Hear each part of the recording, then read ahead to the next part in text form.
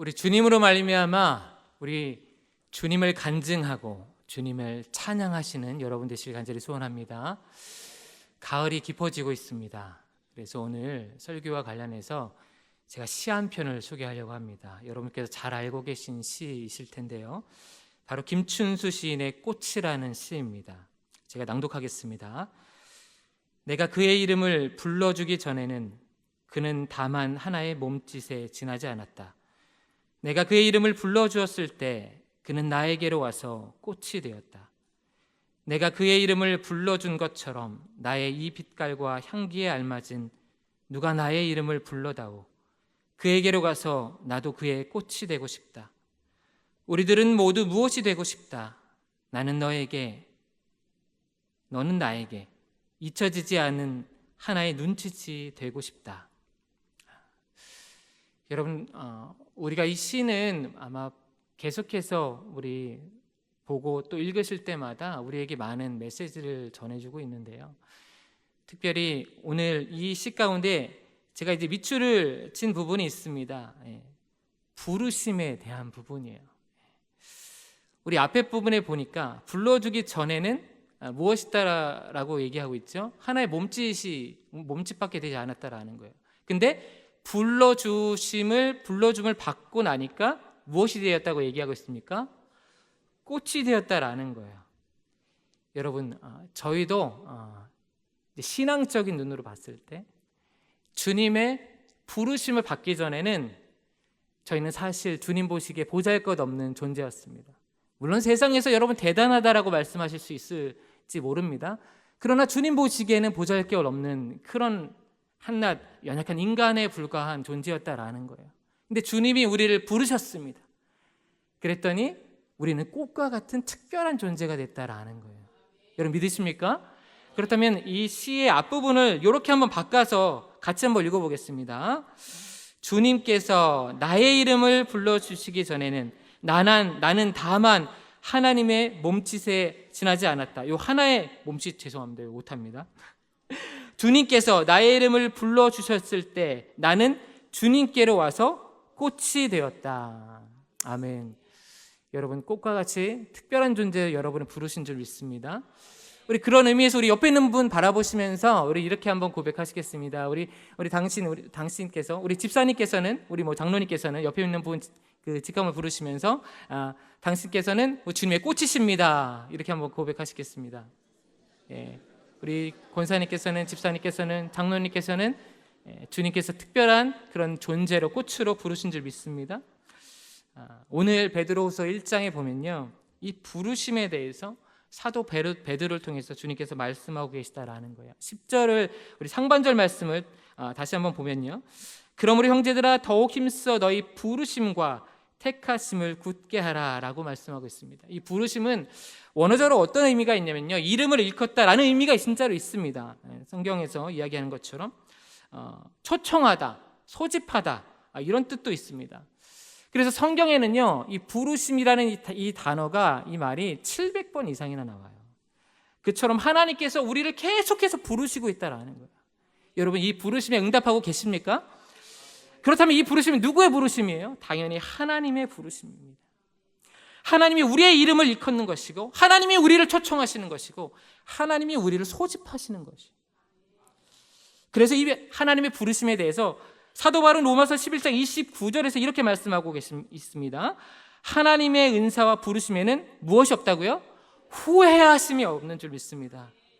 여러분, 이 로마서에서 이 29절에서 사용하는 이 부르심도 이 베드로후서에서의 부르심과 똑같은 단어예요. 무슨 얘기냐면 하나님께서 저와 여러분을 부르심에는 후회가 없으시다라는 거예요. 우리가 때로 부르심을 받은 이후에 우리의 삶이 부족하고 연약한 모습이 있다 하더라도 하나님은 후회하지 않으신다라는 거예요. 하나님이 결코 우리를 후회하지 않으심을 여러분 믿으시길 바랍니다. 오늘 사도 베드로는요, 이것을 분명히 알고 있었습니다. 그래서 오늘 1장 1절에 상반절에 보면 이렇게 자기 자신을 스스로 이렇게 소개하고 있습니다. 예수 그리스도의 종과 사도인 시몬 베드로는, 나 베드로는 뭐라고 소개하고 있어요? 나 베드로는 이라고 얘기하기 전에 그 앞에 다른 것을 먼저 이야기하고 있죠. 나는 예수 그리스도의 종입니다. 그리고 나는 예수 그리스도의 사도입니다. 라고 고백하고 있다라는 거예요.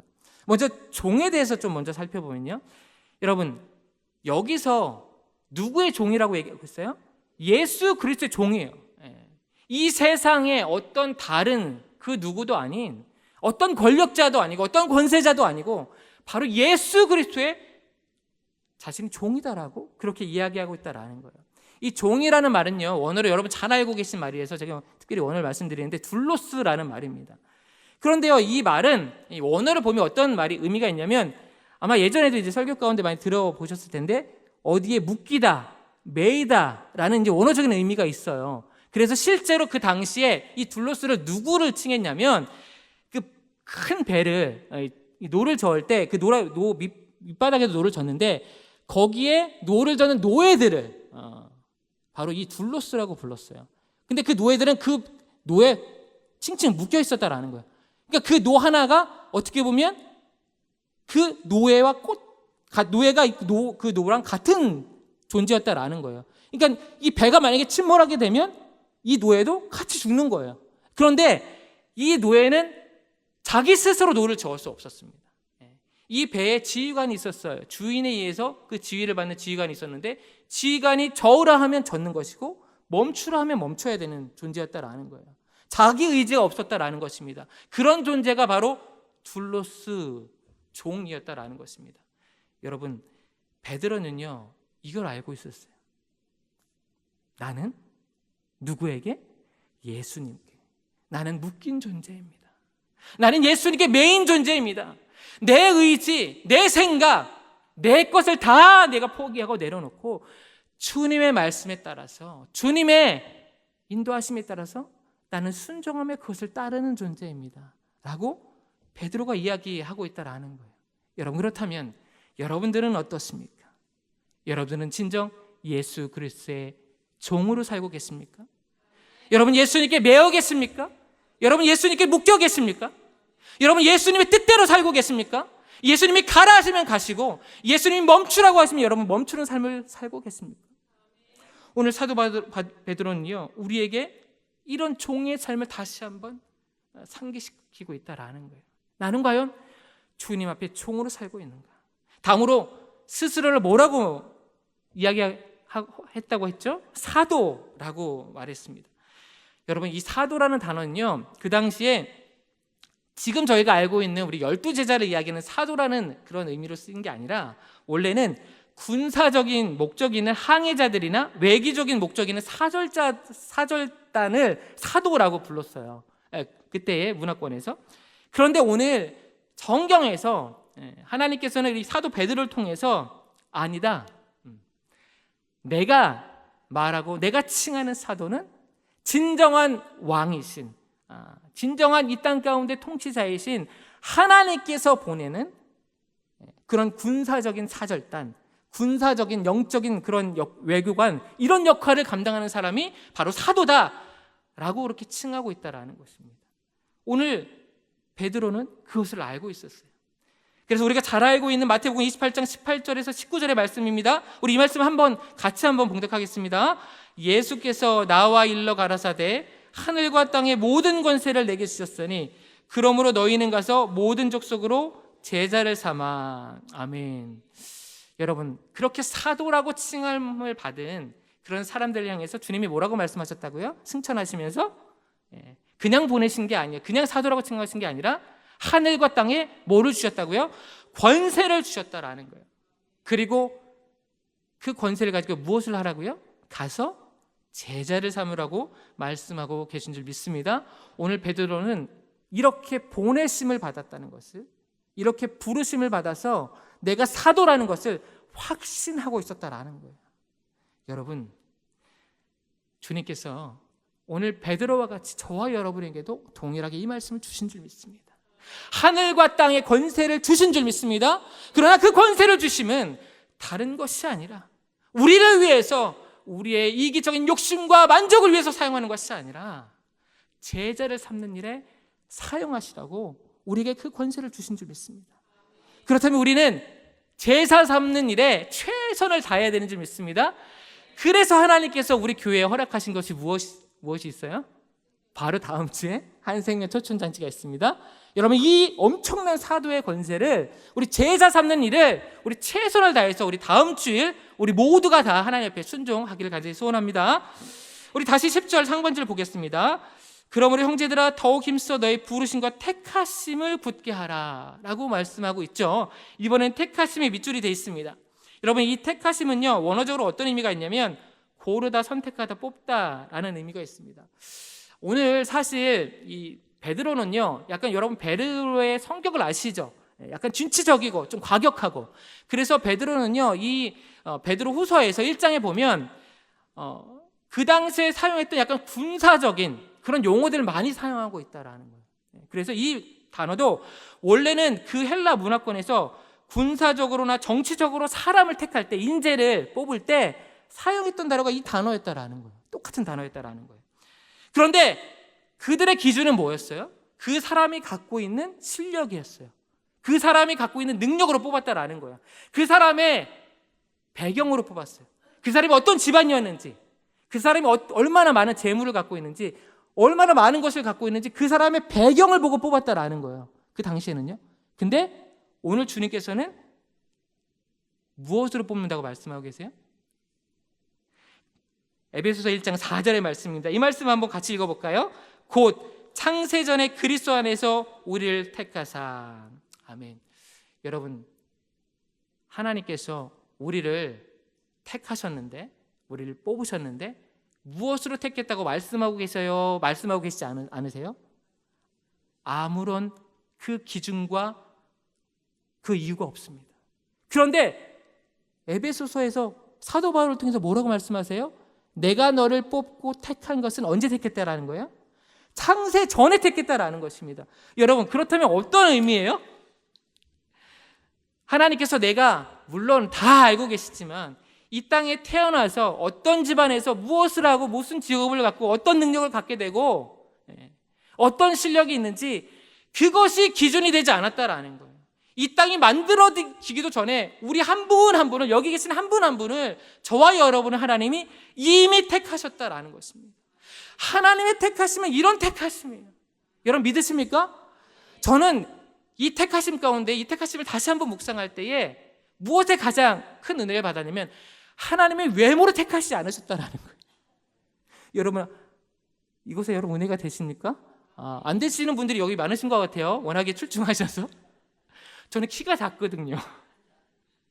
하나님이 만약에 키 작은 사람 안 택할 거야, 안 뽑을 거야 그랬다면 아마 저는 하나님 택하심에 들지 못했을 거예요. 그러나 하나님은 우리가 갖고 있는 그 어떤 것도 하나님의 택하심이 기준이 되지 않았다라는 거예요. 여러분, 이게 은혜인 줄 믿습니다. 그래서요, 사도 바울은 이 에베소서 1장 4절 바로 앞에 3절에 이렇게 노래하고 있어요. 제가 읽겠습니다. 찬송하리로다. 하나님 곧 우리 주 예수 그리스도의 아버지께서 그리스도 안에서 하늘에 속한 모든 신령한 복을 우리에게 주시되. 그게 바로 하나님의 택하심이다. 근데 이 택하심을 말하기 전에 사도 바울이 어떻게 말씀하고 있어요? 그냥 말씀하는 게 아니에요. 원어로 보면요, 이게 찬송 받으실지어다 라고 막 환호를 지르고 있다라는 거예요. 여러분, 하나님의 택하심은 우리가 하나님을 영화롭게 하고 하나님께 영원히 찬송드릴 그 이유가 된다라는 것입니다. 이것은 우리에게 하나님께서 주신 복이다라는 것입니다. 여러분, 이 자리에 계신 저와 여러분은 이 복을 이미 받으신 줄 믿습니다. 우리 옆에 있는 분들에게 이렇게 축복하시겠습니다. 이 복을 주님, 당신께서 받으셨습니다. 우리 집사님께서 받으셨습니다. 우리 권사님께서 받으셨습니다. 예. 마지막으로 한 번 더 우리 10절 말씀을 보면요, 우리 이 말씀 다시 한번 읽지 않고 마지막 부분에 굳게 하다라는 부분에 이제 밀출이 쳐 있어요. 여러분, 이 굳게 하다라는 단어는요, 이 원문을 보면 한 글자가 아니에요. 두 글자로 되어 있습니다. 그런데 그 원어로 되어 있는 그 말의 두 글자를 직역하면 이런 뜻입니다. 확실하게 죽을 힘을 다해서 싸워라 라는 말이에요. 조금 의외죠. 그런데 이 말은요, 원래 또 그 당시에 다른 곳에서 원래 사용했던 말이다라는 거예요. 확실히 좀 베드로가 좀 이게 약간 전투적이었던 것 같아요. 왜냐하면 이 단어는 당시에 검투사들을 향해서 했던 말이에요. 근데 그 당시에 검투사들은요, 대부분 노예였습니다. 여러분 영화나 그런 이렇게 화면에서 많이 보셨을 텐데, 원형 경기장에서 이 검투사들 이렇게 싸우는 그런 것들 많이 보셨잖아요. 연출되는 것들을. 노예들이었다라는 거예요. 근데 이 노예들이 자신의 목숨을 걸고 싸웠어요. 그런데 이제 그 중에 한 명이 이제 피를 흘리면서 죽게 되죠. 이제 그런 모습들을 보고 그 당시에 로마인들은 막 열광했다라는 거예요. 너무 잔인한 문화였죠. 그런데 그렇게 죽고 다음 순서였던 검투사가 이제 투입이 되면서 그 검투사를 조련했던, 가르쳤던, 어떻게 훈련했던 조교가 그렇게 출정하는 검투사를 향해서 말했던 말이에요. 이 단어를 헬라어로 정확하게 얘기하면 스푸다조예요. 스푸다조 하면서 보냈다라는 거예요. 무슨 얘기예요? 너 목숨을 다해서 너 싸워야 돼. 그렇지 않으면 어떻게 된다고요? 죽는다라는 거예요. 여러분, 그렇다면 베드로는요, 우리가 오늘 우리나라 말로 봤을 때 굳게 하다 해도 전혀 알 수 없는 이런 비장함과 엄중함이 느껴지는 이 단어를 왜 사용했을까요? 거기엔 이유가 있었어요. 거기는 배경적인 이유가 있습니다. 짧게 말씀을 드리면, 이 베드로 후서가 쓰여졌을 당시는요, 베드로 전서와 달랐어요. 베드로 전서가 좀 시기가 한 3, 4년 정도 후에 이 베드로 후서를 쓰여졌는데, 베드로 전서가 쓰여졌을 때는 외부적인 핍박이 있었어요. 고난이 있었어요. 이것을 견디기 위해서 격려하기 위해서 쓴 것이 베드로 전서예요. 근데 베드로 후서는 이것이 이제 시간이 계속 지나면서 외부적으로 고난과 핍박을 이제 견딜 수 있는 능력은 생겼는데 내부적으로 문제가 생겼어요. 이들을 흔드는 거짓 교사들이 있었다라는 거예요. 이단들이 있었다라는 거예요. 이것을 베드로는 알고 있었어요. 그래서 이것에 대해서 그는 영적으로 이것이 굉장히 위급하고 긴급한 상황이다라는 생각이 들었다라는 거예요. 그리고 우리의 목숨까지도 우리가 걸고 맞서 싸워야 된다라고 그렇게 권면하고 있었다라는 것입니다. 여러분, 오늘날은 어떨까요?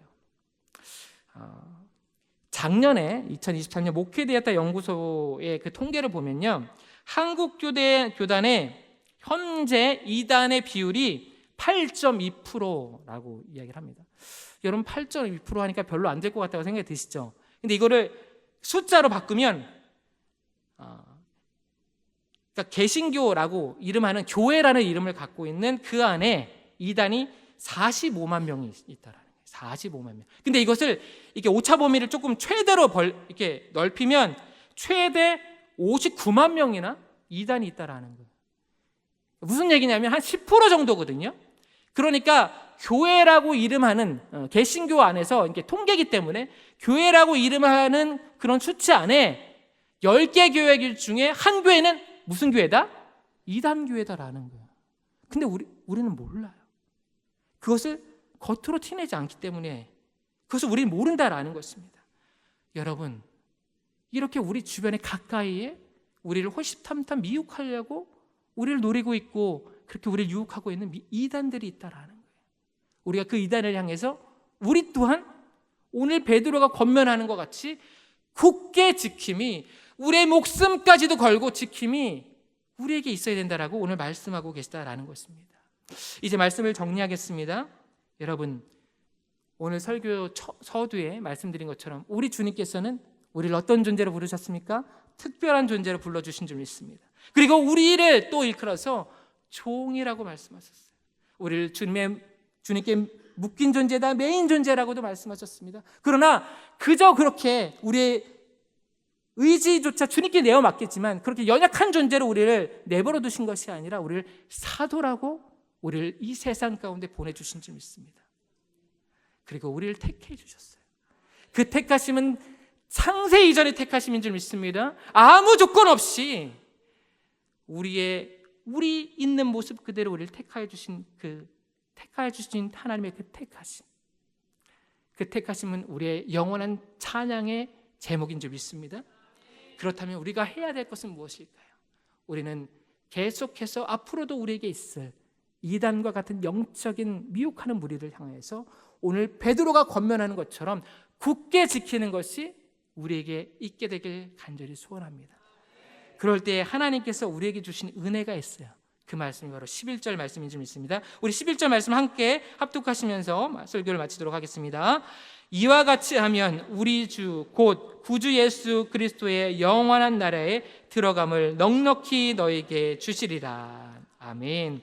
기도하겠습니다.